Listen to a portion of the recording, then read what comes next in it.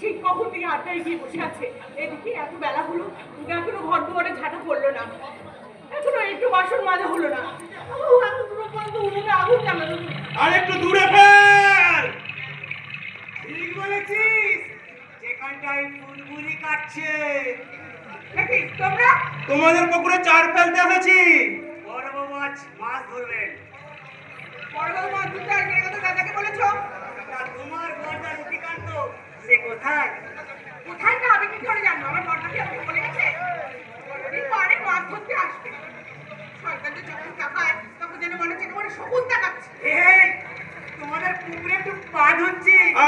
আমি যাবো সুশান্ত। আয় আয়, কি ঠান্ডা কাঠ পাওয়া জল, কি সুন্দর তো পানি। কনকইটা ভয়ে জড়ো সরু হয়ে দাঁড়িয়ে আছে। আমরা ঘাটে নেমেছি বলে রাগে